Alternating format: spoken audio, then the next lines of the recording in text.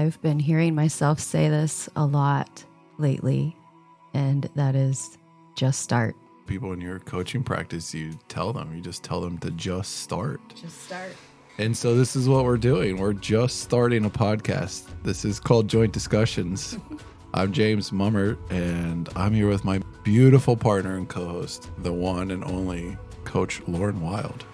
Aw, thank you, honey. It's really sweet of you to say. Yeah, isn't it so nice when you get this glaring introduction with all of these superlatives and you're just like, oh, that's really nice. It is, but the Libra in me immediately wants to be like, oh, but let me talk about you.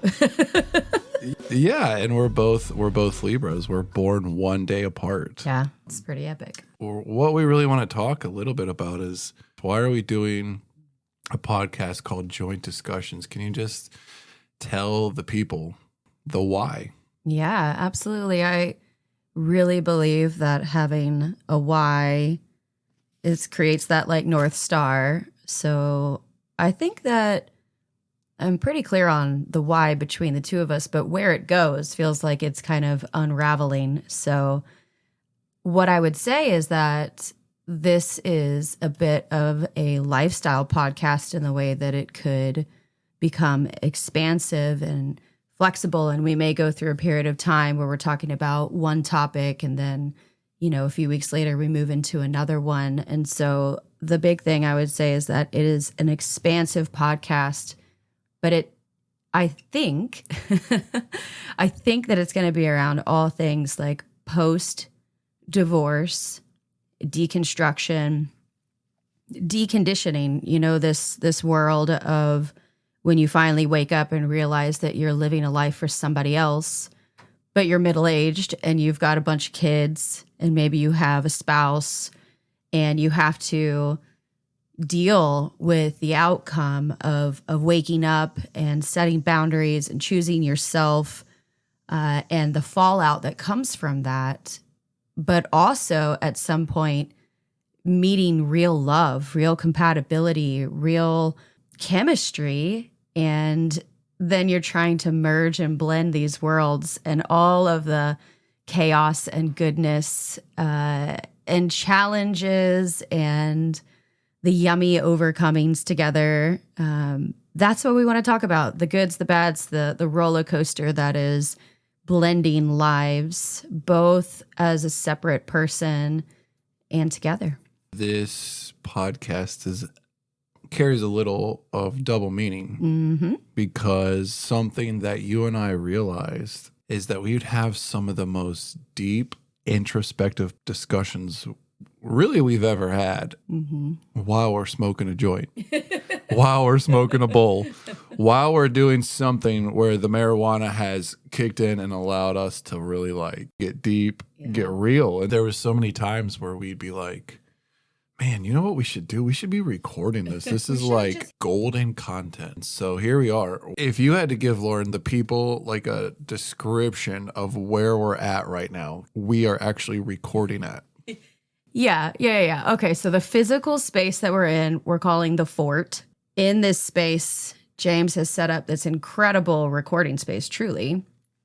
We're surrounded by blankets and hope and about to light up a amazing joint because it looks perfectly rolled. In the wider lens, this summer we decided to merge our families. We both came into this relationship with 3 boys. So yes, that is a total of 6 boys. We know it's absolute chaos, but we wouldn't have it any other way. We've endured a lot together, but I would say that one of the things that has kept us together is our ability to discuss. We've endured, again, like I've said, many things, and James, I'll let you share that stuff. Our ability to lean in and communicate and be vulnerable has been able to get us through some stuff that I think would have definitely destroyed relationships that didn't have as much openness to work all the way through something and love each other and want it to work. But we both had to gain those skills through a lot of self-development, psychotherapy, talking, etc. And so here we are today again, in the fort, in our garage, just starting to build this out. And we really felt like so many people have gotten divorced as they have woken up in the last about 10 years, since about 2016 when an election happened. A lot of people need this kind of content. They're blending families, they're going through divorce, they're trying to reclaim themselves. Wherever you are in that spectrum, you belong here. So that would be my roundabout way of explaining where currently we are at. Well, honey, you really did a good job of explaining that. But I will say this, you left out a very, very key piece of our little section of the garage, and that is our Joe Burrow poster. Oh, yeah. I mean, come on. Football season is starting up here soon. We're both big Bengal fans, and we have a little semi-torn poster of Joe Burrow hanging up. This space that we're calling the fort is a little tool shed of sorts, a little tool nook, maybe I would call it. What I got in the house was as my space was this little tool nook. And if you know me, you know that I don't have a lot of tools because I'm not exactly a tool guy. I have lots of disc golf stuff. I'm a big disc golfer. I've gotten you into disc golfing. That's kind of taken our family by storm. I've kind of carved out a little nook here, and we decided to change it up because there's no better place to record than a little nook. So here we are. It's Joint Discussions, episode 1, the why, about who we are and why the hell you should even listen to us. So we're going to get right into it. Take us through the story of Lauren growing up and when you got to adulthood, what that looked like for you. Yeah, I'm definitely going to need a joint for that, babe. So I grew up in Destin, Florida. We live in Ohio, and for people that are in Ohio, most people do know Destin because they basically go to Hilton Head in South Carolina or Destin for every vacation. Well, yeah, you've got the little Ohio pipeline. It's South Carolina and Florida. Yeah. Ohio goes to South Carolina and Florida. Exactly. Yes. So I grew up in the panhandle of Florida. I'm a beach baby, and you know, it was very different than it is in Ohio in the way that it was a tourist town. So I got introduced to a lot of more adult things than I think I would have been introduced to had I lived in like the Midwest Ohio. But instead I lived in like such a huge party town and got introduced to a lot of things that I know our kids would never touch at the age that I was at. And so I grew up really fast. That would be one of the big things I'd say. That was obviously in the 90s. We had a lot more freedom than, you know, kids do now, it seems. I got introduced to a lot of people in my neighborhood that were older, you know, started smoking cigarettes when I was like, I don't know, maybe 11, 12. Had my first sip of alcohol when I was like 15. Yeah, I've always had this rebellious undertone to me, especially as a kid. It was an undertone. Now, you know, I'm like a professional rebel and raised. I was going to say now it's not so much undertone anymore. I believe they would call that overtone. Yeah, definitely. You know, but I went through this period of my life where I thought I had to be this good girl and, you know, eventually learn what it means to attune to everybody's needs and perceive everybody's wants and try to make it happen. And slowly but surely, you know, I became very codependent and a people pleaser, even from the age of like 7, I can remember. You know, I spent most of my life trying to be good until I realized it wasn't going to work. And then I just decided, you know what? Fuck it. I'm just going to be bad. Famous last words in life and actually also in disc golf is fuck it. I'm just going to do this. It usually doesn't turn out well in disc golf, but in real life, it seems like it's turned out okay for you. I mean, obviously, we have a lot of ups, downs, bumps, and bruises, but your upbringing to where you came to in adulthood and womanhood, really, that's quite a big change. And you grew up, you and I grew up in kind of fundamentally different households. Oh my gosh. I mean, you grew up that way. I grew up in Ohio here. We're both millennials, in case you didn't catch that at home. But Yeah, I grew up in the 90s here in Ohio, going to vacation in Myrtle Beach and visiting while they were still alive my grandparents who lived in St. Pete, Tampa. There's that Florida connection again. I remember, trying to chase little lizards and all these other things in the trailer park where my grandparents lived growing up, and not even thinking or knowing or having a lens of what that looked like from a success standpoint. I had no idea my grandparents were dirt poor. I had no idea. We just had fun. It wasn't the same kind of fun that you had. So my parents uprooted me to try to prevent me from getting in trouble.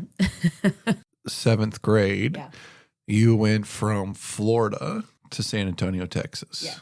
So your first time moving and experiencing that kind of thing, it sounds like about 11 years old, 10, 11 years old. Yeah. So you are the oldest of two. You're 10 years old and you're suddenly headed to Texas. Yeah. What did that feel like as a 10-year-old? I mean, that's got to be part excitement, but also part like, holy shit, I'm scared. I thought it was an adventure.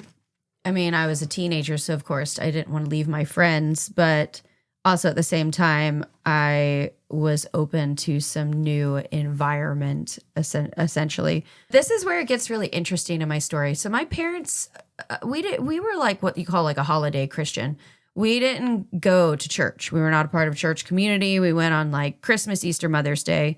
And that was weird because I grew up really connected to nature because we lived literally on the water, and I played in the water all day. We, cast a fishing net, played in what we called Red Dead River, RIP.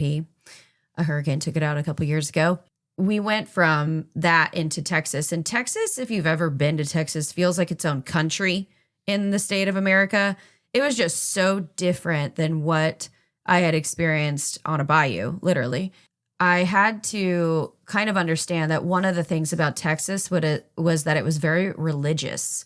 I remember even as a kid recognizing how religious it was. There's these huge churches. I mean, mega churches. I'd never seen anything like it before. Taken to church like within the first month that we were there. And I found... Now, who did you get taken to church though by? You said your parents were holiday Christians, which, I mean... Listen, I grew up as a conservative Christian going 5 times a week. So we scoffed at folks like you. Of course, you were welcome because, everybody, Jesus loves everybody. But these were the fake Christians, everybody. We're just going to be Christians when we want to kind of people. So who were you taken to church right away with in Texas? Did your parents have this like, oh my God, I'm in God country now, so we need to go? Or did you have a friend or a cousin or what? Yeah, no. Funny story. I evangelized my own parents that we can talk about another time. A girl named Cinnamon. I'm not kidding. This is Texas for you. A girl named Cinnamon invited me and I got sucked in. I gotta ask, was she a stripper? Everybody always asks. She had a sister named Ginger too. No. Oh, so her parents were actually really just quite fond bakers. I have no idea. Ginger, cinnamon, their brother Parsley. Probably had a dog called Oregano or whatever you say. Oregano. There we go. So I got wrapped into the Texas evangelical world of Christianity. And what's weird though is that I, for the first time, felt like I was home. I didn't have any kind of spiritual tradition or structure or understanding at that time. Even though I wasn't like super into the believing of God thing at that time, I felt like I belonged somewhere. I like committed fully to Christianity and youth group, and I just felt like I belonged, which has been a theme with me and Christianity again later in my life. But again, we'll get there eventually. But we were only there for 2 years. And then eventually, and I fell in love with Texas. Like I wanted to stay in Texas forever. They took me out of there kicking and screaming. I decided to go to a boarding school, an all-girls boarding school in North Carolina when I was 15, living 16 hours away from my parents, thinking, I wouldn't get back in trouble if I moved to Florida, forgetting the fact that oftentimes parents send their kids to boarding school so that they wouldn't get in trouble. And what you got was a bunch of unsupervised 15-year-old girls that were trying to stay away from trouble, but instead found a bunch of trouble. And that's like another like segue in the story, you know, when I hit adolescence, had to try to figure out what I was going to do with this like Christian, very evangelical, very, you know, acts based, like you don't do this, you don't cuss, you don't do that, you're going to go to hell. Then also moving right outside of Asheville, North Carolina, getting into like jam bands like Fish and Widespread Panic and Weed and all of these different lenses because I was going to a boarding school that was international. There were girls there that were Korean, Asian, Australian. Like it was just a wild experience of getting introduced to so many things. Wow, that is quite the childhood upbringing from the ears of someone who lived such what feels like an opposite childhood. Okay, if you had to give like, I don't know, 3 themes of your childhood, that how would you tell somebody it was? That's a good question. I would say unstructured, free-spirited, and rebellion. I think that rebellion could be a theme of mine. There's a common theme in those words, I should say, for you. Yeah, no, definitely. And I think that's like a great segue into you, babe. I would love for you to share about your upbringing because I think it's quite oppositional to mine, which just lays the foundation for you listeners to understand that we came from such different backgrounds. So the fact that we're able to communicate is really a miracle. So yeah, James, tell us a little bit about you. Where did you grow up? Where were you born? And what was your earlyhood child-like environment?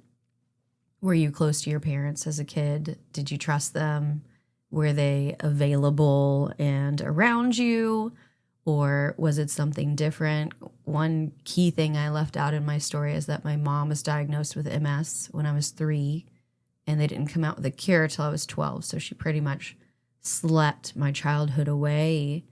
And so I'm interested to hear about your relationship with your parents. Were you close? I was born the oldest child. I think that's sometimes also a important distinction to make anytime someone talks about childhood, because every child seems to live a different one, sometimes based on when they were born. At least for oldest children, and if you're an oldest child out there, which you are as well. Yeah. So Respect. Yeah, respect to you. We're the guinea pigs, you know, as parents and even as a father. Like I understand that aspect. That the oldest one, you're just doing the best you can. But we'll get there to kids, because yeah, my childhood. I grew up, born in Southwest Ohio, lived in Southwest Ohio most of my life. I grew up with parents that found Jesus when I was a baby. The first few years of my life, actually, I still went to church, but it was an aunt who would pick me up, and then eventually my brother up a couple years later, so that she would pick us up and take us to church on Sundays while my parents, I guess, were off busy being heathens. I don't know. It was about 6 or 7 that my parents found Jesus. I didn't even know that till right now. Yeah. I lived in just this little teeny box house in Xenia, Ohio. And I remember them finding Jesus even. I remember when I found Jesus, because when they found Jesus, it wasn't long after until I found him. I got saved leaning against my front door on the inside part. So I'm inside my house, but leaning against my back against the front door. And that's where I prayed and got saved. That was 7 years old. There was no free spirit childhood. There was no punk rock bands. There was Jesus music. If it's not a Christian artist, we're not listening to them. I need you to understand out there when you're listening, like, we're not talking about like maybe what you would in a Christian world call like egregious ones. So let's just do like, I don't know, hip hop, for instance. Okay. NWA in the 90s. That would make sense to even traditional non-conservative parents because there's a lot of heavy themes. So maybe a 10-year-old doesn't, listen to that I stuff. definitely was listening to NWA, babe. Of course you were. Of course you were. I was only 20 years late, like most folks, to everything. So my Christian artist of the days were for hip hop, T-Bone. You're like Steak? Yeah. No, his name was T-Bone. I couldn't even remember or haven't listened to any of his music. We're talking about any worship music. So there was nothing in the household when it came to media, when it came of like books, of magazines, of TV shows, of movies, of music, all Jesus all the time. We went to church Sunday twice, Wednesday. Sometimes if we had to go Friday, we would. If there was a revival, you knew you were going to church 5 days a week.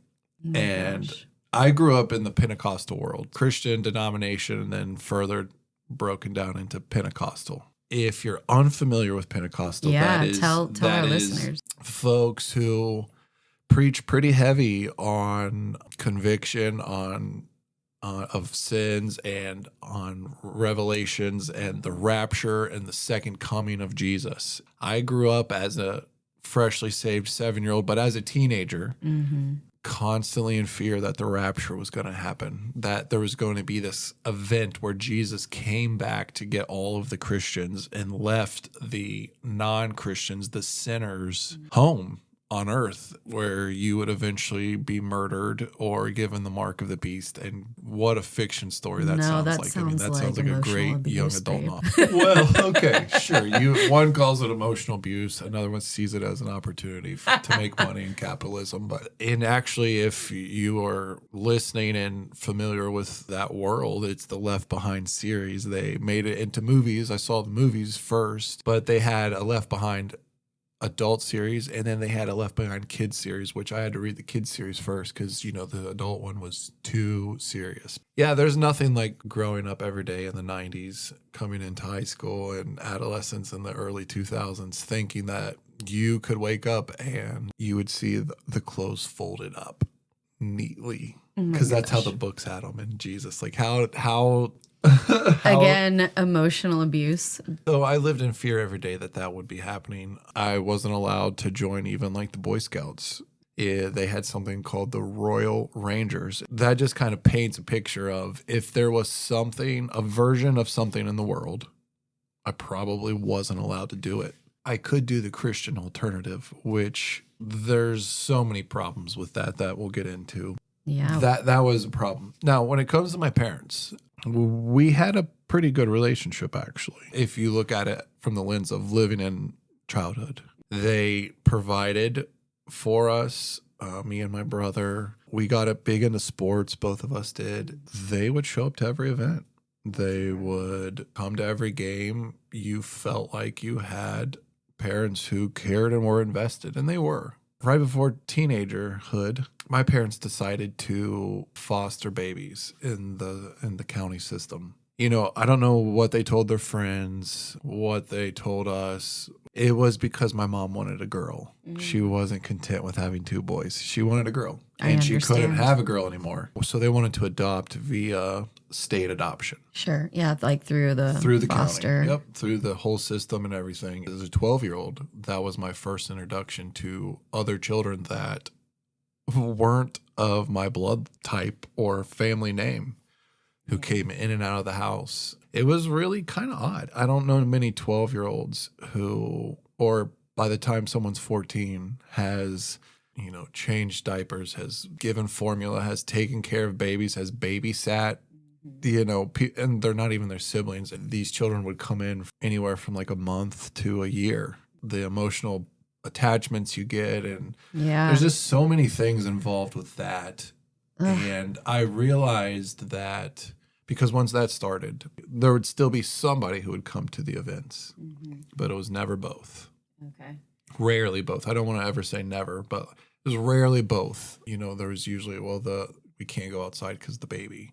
And there's this like hunger and drive by my parents that I see now as an adult was driven by this hunger for a girl. They would do anything it took. By the time that I would get to college, and we're talking like a 6-year span from 12 to 18, they had something like 20 plus babies that rolled in and out. That's so crazy. Including my eventual sister, but so many other children as well. My relationship with my parents was pretty rough in some ways. I always got along better with my dad. Okay. So I was not a mama's boy. Okay. My dad was the one who was always involved with the sports and the things like that. But there was some give and take with that, some perfectionism, expectations in some ways, and I always had a little bit of an attitude. So that rebellion theme, that shocker, yeah, right? Anybody listening is going to be like, duh. But the rebellion theme was something that I did a lot. But coming into adolescence, I would say the themes of my adolescence were suppression, guilt, probably like misguided expectations for life.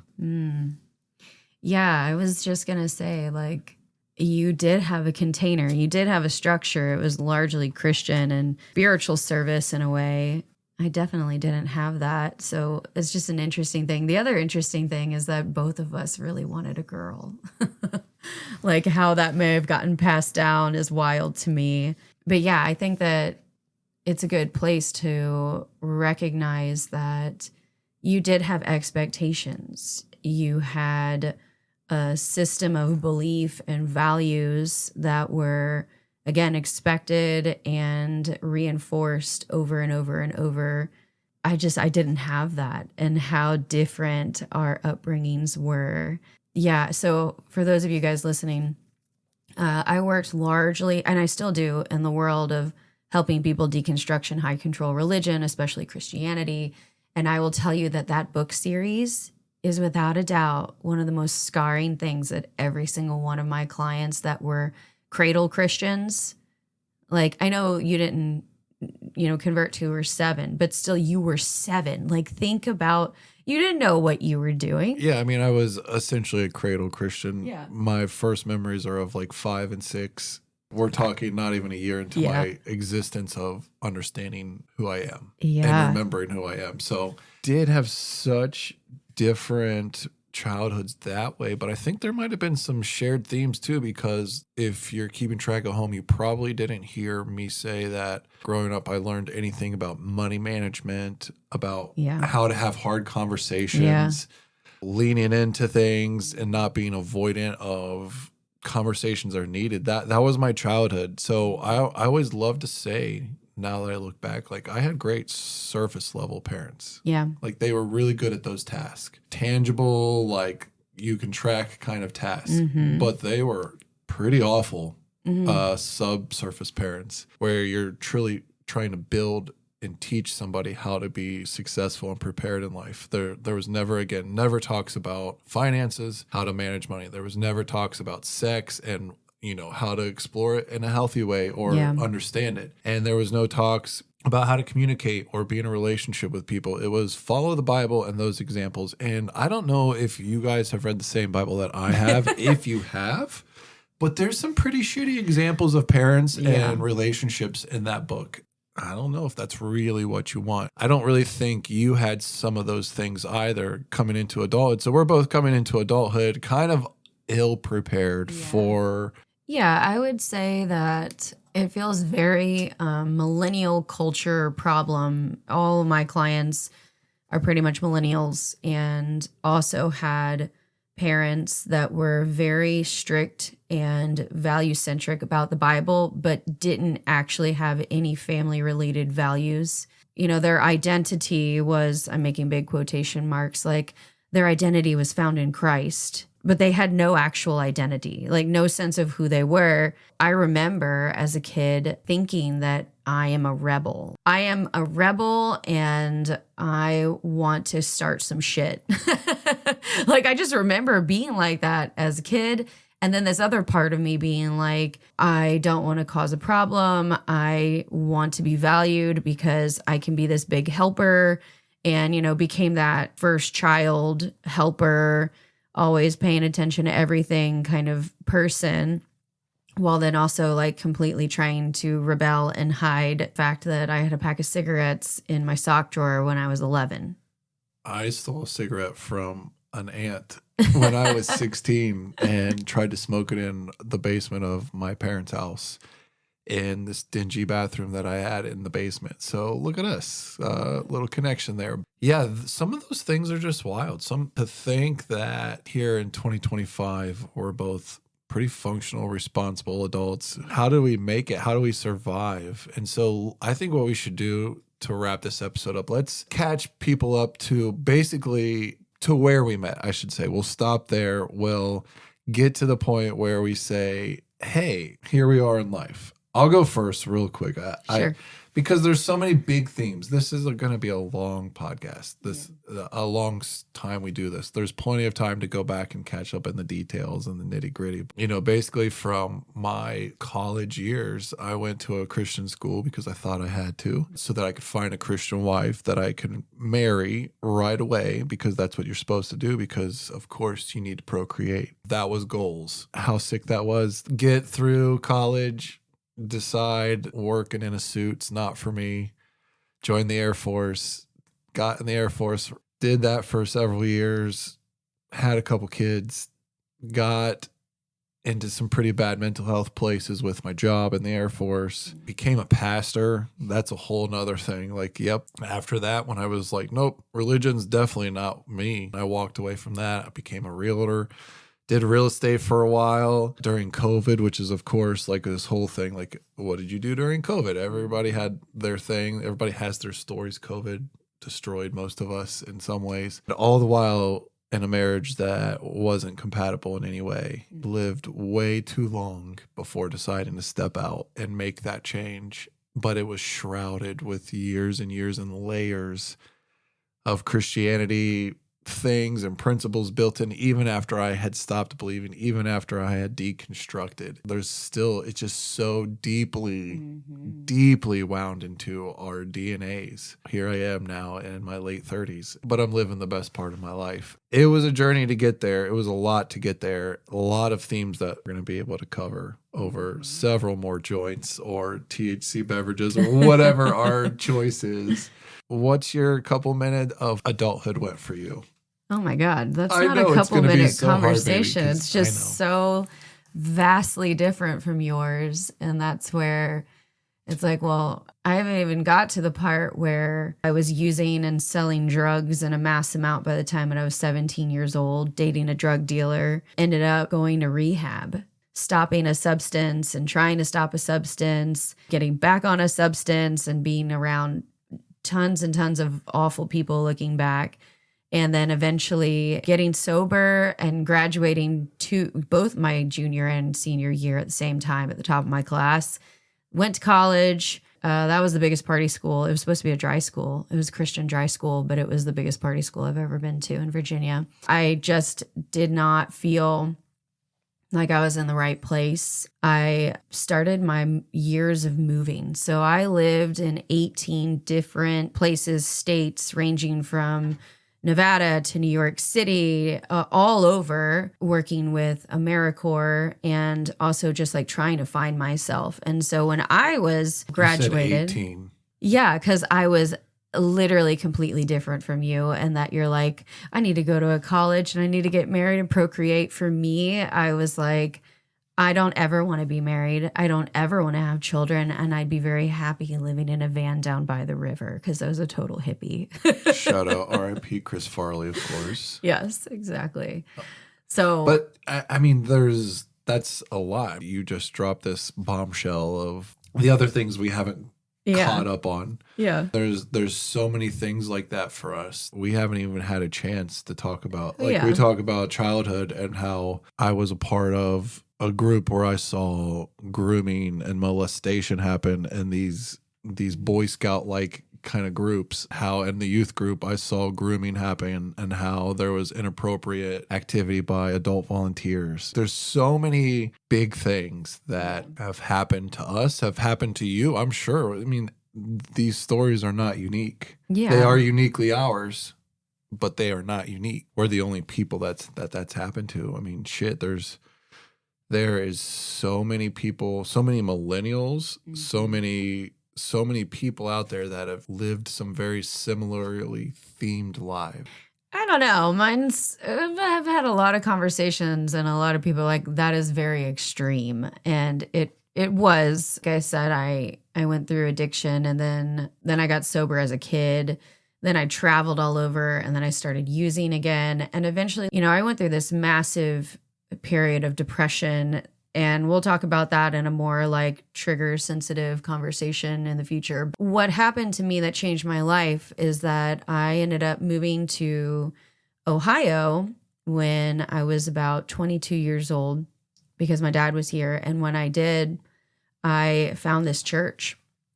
And this is like a very important part of our story is that like I did not grow up Christian.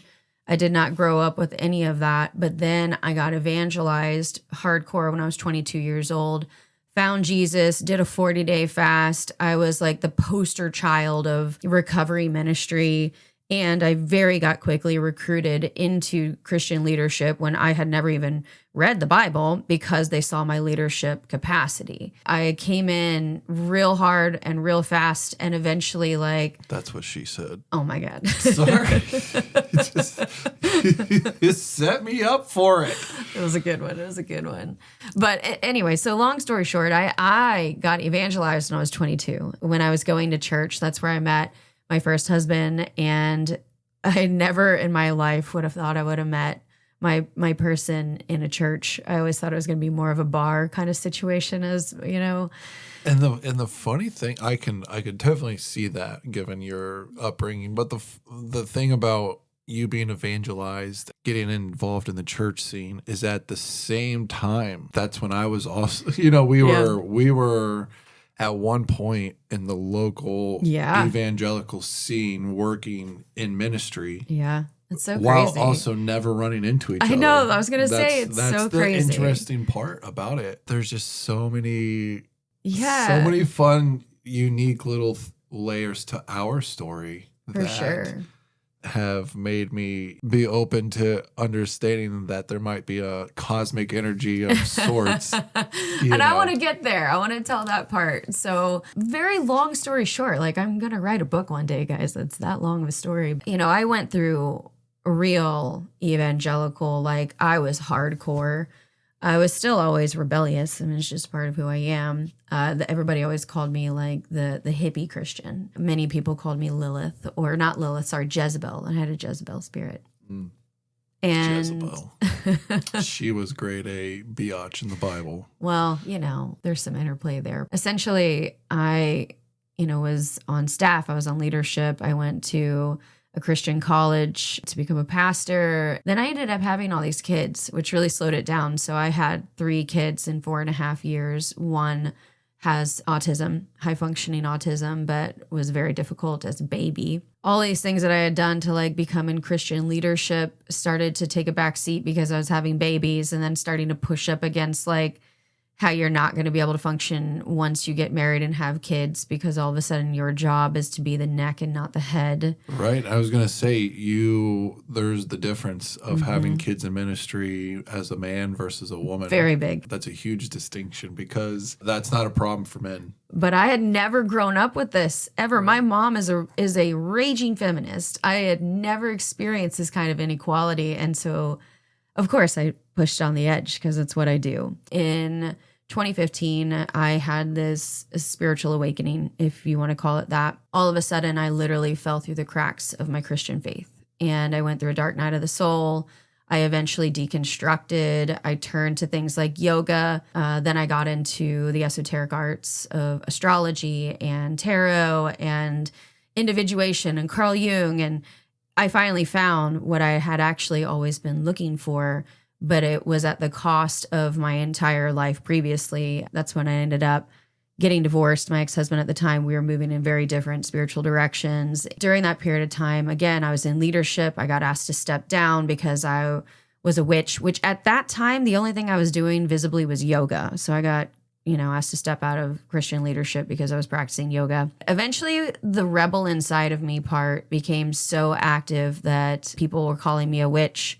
That eventually I was like, fuck it. If you want a witch, Lauren, then I'm going to be a witch, Lauren. And really, really rolled out this whole thing. Yeah, exactly. FAFO. So then I went through this period of time that was literally called the Church Witch. That's how I built my business. So during COVID, I built my online school where I teach astrology, the esoteric arts, all kinds of stuff. And I also coach people. And a lot of it looks like deconditioning and deconstructing from conditioned beliefs that we have. So I ended up on the very far spectrum of that. Now at this point, we always say like, hey, a witch and an atheist walk into a bar. That's where our story really did begin. And well, actually, it began on Hinge, but next week we're going to get into our story and how we decided ultimately that having a podcast and having some joint discussions was a great idea. We're going to touch a lot next week on blending our family and some of the big themes there.